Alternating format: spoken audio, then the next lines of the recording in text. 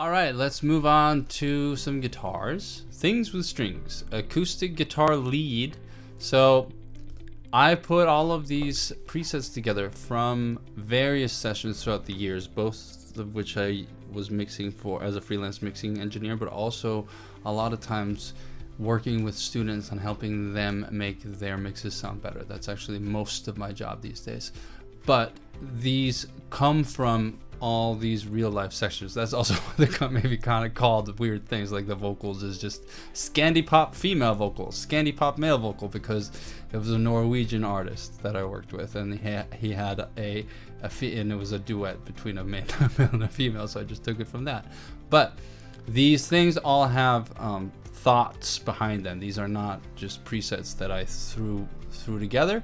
And so in the guitars, let's go through a few guitars, and I'll talk through how I approach them and why I pick these presets. And starting with the subtractive EQ, you have the filter up to 100. Probably if you have a busy mix, or if you have a bass or anything that's in the bass range, you should filter up your guitar. If the guitar is the only instrument in the mix, if it's just like a vocal and guitar arrangement, which is common, you might not need to filter out. You might want a little extra bass there, but if you have more stuff in the arrangement, you're better off probably filtering it out. And then the wooden tone of the acoustic guitar, it often gets it sounding a little honky, so cutting the boxiness out here.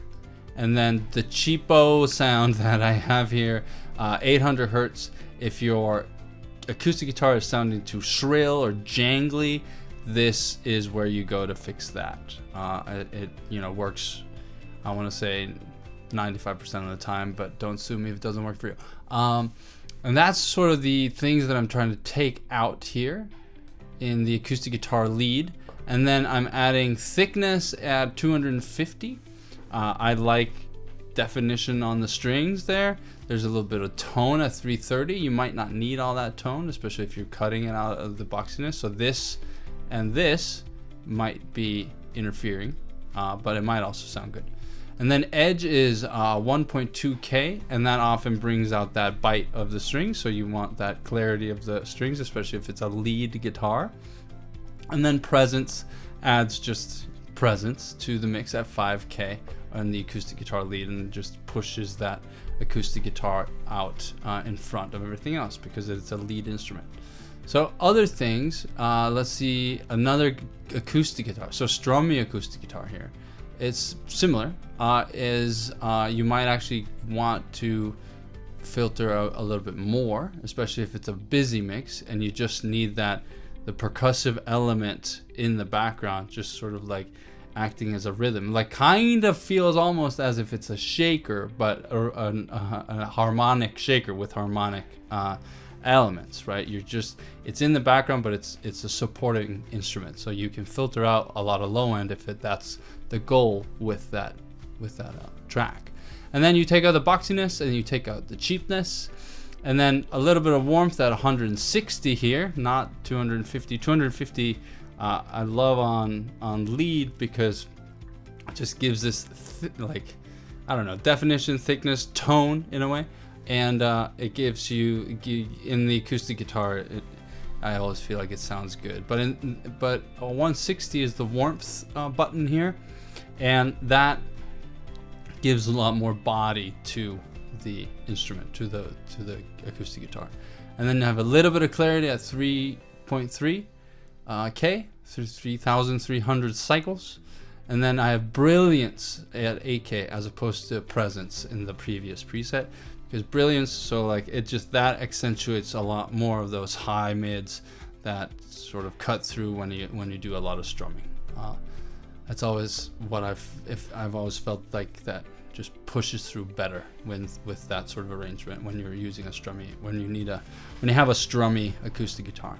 So those are the two acoustic guitars here. So let's say we have, here's a bright and funky clean guitar, and that one has a little bit of cut here around 340, and then this is the vocal pocket fixer, and then it has a little bit of weight, but a lot of clarity, brilliance, and air, because we're trying to get it to be bright, right? And then we have the distorted electric guitar start, and that's probably going to be slightly different. Yeah, so you see I'm filtering out the highs here, because if you have a lot of distortion, it's just going to multiply the harmonics and it's just going to get up hissy and sound bad, and you actually end up, when you filter out the high end, you end up taming and focusing the sound of that electric guitar. So you're doing that by filtering it out at, you know, down to maybe even 5K. It's obviously dependent on the instrument. Filtered obviously up to 100. I'm taking a little bit of sort of the muddiness out here. I am assuming there's a bass in this track, so that's also giving room for the bass, and then this gives room for the vocal. There's a little bit of power here at 500, and then there's a little bit of edge here at 1.2K. 1.2K is a really good frequency for electric guitars. There's something about it that makes them cut through. And then there's air here. I'm not sure why that would be there, but oh, actually, so one thing that you can do with you do a resonant frequency boost at the end of a filter, and that can often focus the hissiness out. You take the hissiness out of an electric guitar that's that you want to tame the high end of, but in order to cut it through, you can, let's say we filter it down to 5K almost, and then if we had this presence knob, which is basically a 5K boost, you could add a boost here, which is what you would do if you filtered this and then you added this boost here. So you're adding this resonant, this like sort of like this boost at the end of the slope. So you're cutting all this stuff out, and then you add this in that just sort of helps the guitar cut through that mix right at that area. And it's not necessarily 5K, it could be like lower, it could be higher, but that's a good trick to try out on guitars.